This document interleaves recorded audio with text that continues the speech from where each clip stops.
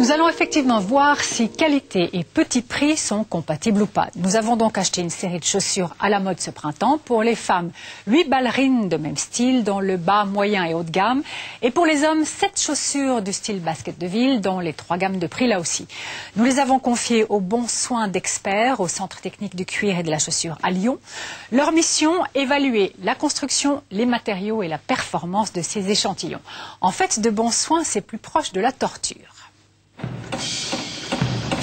Pour une chaussure, c'est sans doute le pire des cauchemars. Se retrouver ici à Lyon, dans ce laboratoire spécialisé dans le cuir et les souliers. On vous y torture, on vous épuise, on vous frotte, on vous déchire. De tests mécaniques en analyse chimique, ce sont des milliers de chaussures qui sont évaluées chaque année par ce centre technologique reconnu comme l'un des plus compétents en Europe.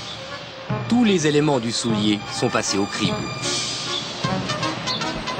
Le dessous de la chaussure avec notamment le talon, la semelle extérieure, un élément de soutien qu'on appelle le cambrion, une première semelle de montage et une semelle intérieure de propreté.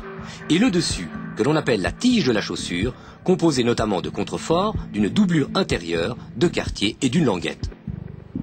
C'est à ces experts que nous avons confié nos échantillons achetés dans les principaux magasins de fisserement.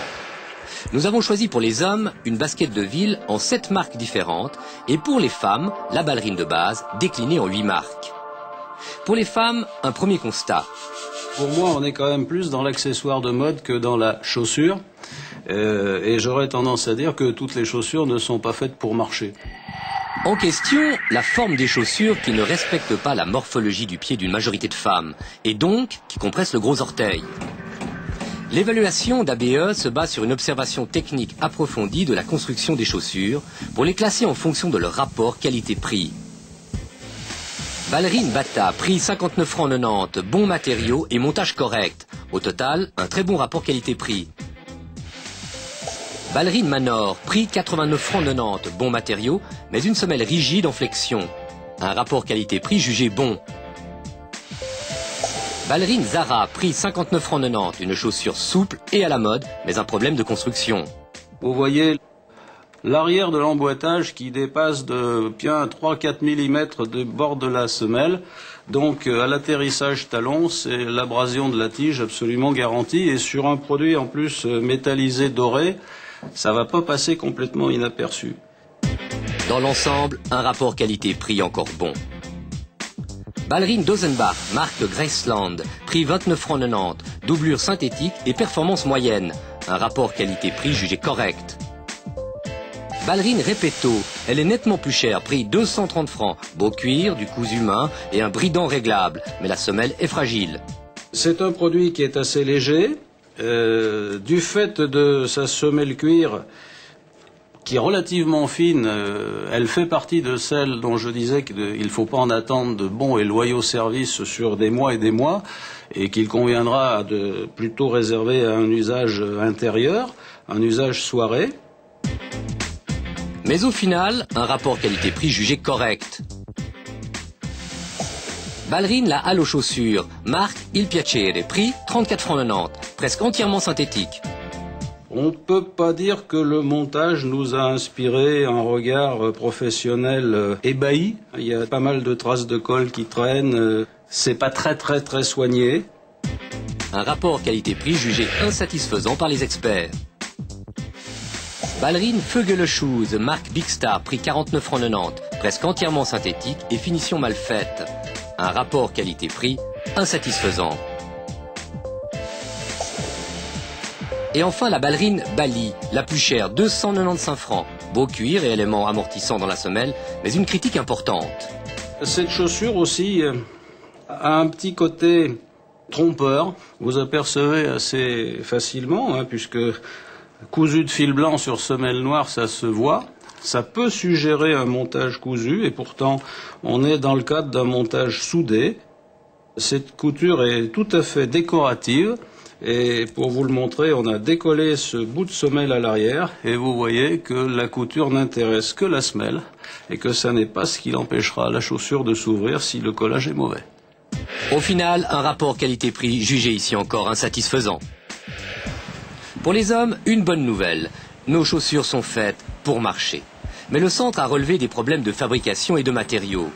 5 souliers sur 7 ont une semelle en caoutchouc thermoplastique, un polymère assez bon marché.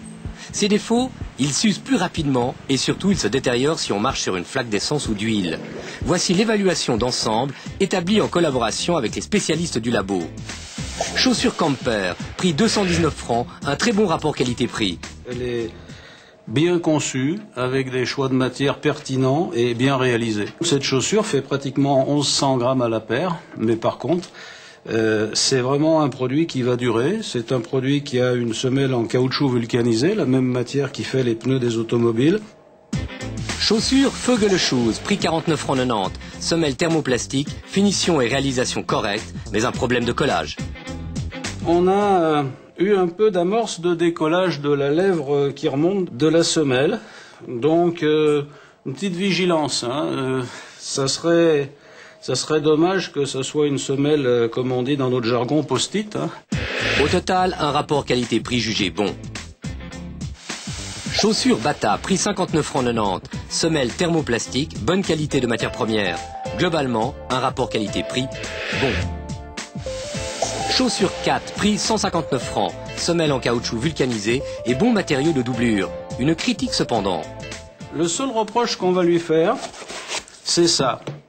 Alors curieusement, peut-être que les consommateurs trouvent ça génial d'avoir des semelles intérieures de propreté avec beaucoup de mousse, etc.